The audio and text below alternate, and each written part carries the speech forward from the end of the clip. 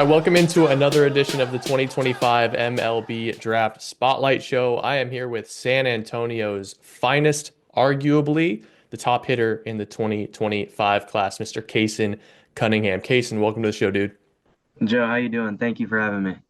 Absolutely, man. Excited to have you on the show. Been looking forward to this one for a while. Let's start out where we always start. Kayson Cunningham, who are you on the field? Who are you off the field, man? What is the Kayson brand? Man, I think what I do speaks for itself on the field, but off the field, man, I just love to have fun, love to hang out with my boys. Family's super important to me. Only child, grew up, only child. I think I have only child syndrome, to be honest with you, because I just want all the attention. I Um, love that. Yeah, so grew up born in Tucson, Arizona, but grew up. Dad played pro ball, moved to Tucson, Arizona after he was done, and met my mom in college. And so I was born in Tucson and then left to San Antonio. I've been here since I've been like one. Cool. So tell me about the Kayson Cunningham on the field, man. Tell me about your tools. What's your best tool? And I think I have all the tools to be honest with you, but obviously I think my best one's my hit tool. But honestly, I think I have. There's not really any tool that I don't have. I love that. Is there something that you specifically been working on over the course of the winter to get ready for 2025? Definitely my fielding. I know that there's a big question if I could stay at shortstop, and I think I'm closing those doors each day I play. So I'm super blessed to have my high school coach, who used to be a good infielder, help me out. Um, we worked a lot this off season. So let me ask you a tough question. You are from prototypical standards, 5'10", right? You ever had people tell you that you're not going to make it in professional sports? And how do you handle that sort of thing? Yeah, my whole life it's been like that. My dad, blue collar, uh, grew up playing basketball, but fell in love with the game of baseball, and no one even taught him the game and grew up to be a big league, not almost big leaguer, but he had big league spring training all the way up to AAA. And I think I learned that from him, just going out, getting what you deserve. Who cares if you're undersized? It doesn't even matter at all. And I think that mentality is what's keeping me going day in and day out. So has it been reaffirming getting invited to all these All-American games and tournaments, showcases, USA? Like, what was that experience like for you, man? Yeah, I think USA was the biggest experience for me. It was truly a blessing. It's been my dream since I've been 12 years old. I got cut as a 12-year-old. I made the trials, didn't make 15E trials. Last year, I made 18E trials as a junior. I was one of the four juniors, got cut once again. So this past year was my last year to do it. And I went out with a bang. Had a lot of fun with my boys, was blessed enough to win MVP. Um, and yeah, I felt like it was a good story behind it. It's like just I got what I deserved. You've been a guy that has been known, right? I mean, going back to like your freshman year in high school, people knew Kayson Cunningham. I'm just curious, for a guy that's always been in the spotlight, how have you been able to handle that from such a young age? I've always had just kind of fun with it. My freshman year, my main goal was to be on varsity, knowing who Coach Gazelle is. Uh, with my boys, we grew up together. It was just like, okay, here it starts. And I think I played half of a JV scrimmage and went off, and I never saw JV again.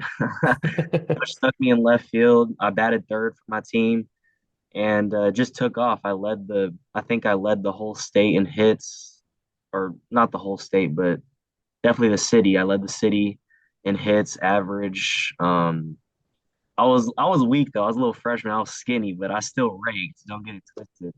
Um, Sorry. And so, yeah, I think that really boosted my confidence. We were in playoffs playing against Lake Travis, who's was arguably the best team in the whole state, and they intentionally walked me twice and like back to back, and I was a freshman. And so I think just that like respect behind it, I didn't really see it as a freshman. I thought they were just scared to pitch to me, but um, it's I feel like it's just special. How have you adjusted to not getting pitched to? I know that I couldn't believe this opening weekend you did get pitched to, Yeah. but how have you adjusted being, the guy and not getting the opportunities to see a pitch you want to hit? I think it's a respect thing because um my sophomore year I didn't get pitched to. I they I saw a lot of junk. I didn't have a sophomore slump, but I did struggle a little bit my sophomore year. Junior year, I started going off. I only hit 4 home runs, but I led my team to the second state tournament um, in school history. And so this year, I think like they know that this is my draft year and everything that I've been going through. I think they're challenging me. Oh, yeah, you gotta love that. I mean, Yeah, it's I mean, I not, appreciate it. The yeah, coaches talk, and I'm really close with all the other opponents, and so it's all love at the end of the day. It's just all love. just want the opportunity to Yes, compete. Yeah. You had a 5% whiff rate in 2024. Like you swung and missed at one in yeah, every 20 pitches. yeah. I think yeah. I don't really swing and miss. Well, at least you're honest. Yeah, I mean, I Um, don't really know what to say about that one. yeah, that's incredible, man. And to develop the power that you've got with the bat to ball skill is pretty impressive. But I'm sure it's never totally come entirely easy for you. Oh What's the yeah. greatest example of adversity that you've had to fight through in your career? I'd say the greatest one is my best friend passing away when I was in eighth grade. We Mm. grew up together. We played on the same travel ball team. Stayed at my house. Family. We were basically family. And he moved. He lived in San Antonio. He moved up to Texarkana. And his name's CJ. Cedric Harris. He's like an uncle to me. His dad. They moved to Texarkana, and he got an ATV accident. And yeah, it was bad. It was a bad deal. But just knowing who CJ was, just the person he was, it really just kept me going, and kind of reality hit me like, don't take it for granted, and I keep learning that every single day, and so I think I'm really just doing it for him. I'm doing it for a lot of people, but he's always on my mind. I love the perspective. So I'm sorry to hear that happen, but the perspective that was gained certainly has some value. Uh, Kaysen, what's next for you? How much better can you get? Where is your development emphasis right now? That's like the biggest question everyone keeps asking me, what's next? But I'm just trying to take it day by day, trying to live in the moment. Senior year, last year of high school, so I'm just trying to soak it all up, just hang out with my boys. Last year with Coach Gazelle, he's been awesome my whole high school career. And you know, just adjust. What's the toughest question that you've received from a scout so far? Toughest question. Um, there was one that I got stumped on. I forgot though. Oh yeah, I remember. It was like, say you don't make it to the big leagues. What would be the reasoning?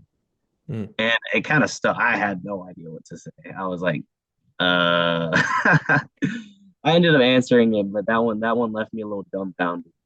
I like it. I like that question. I've gotten some crazy ones with peanut butter in the fridge and this and that. So yeah, man. All right. Well, let's get you out of here with a couple of questions out of left field. So let's say you play for 20 more years. Let's say Kaysen Cunningham retires, 40 years old, 39 years old.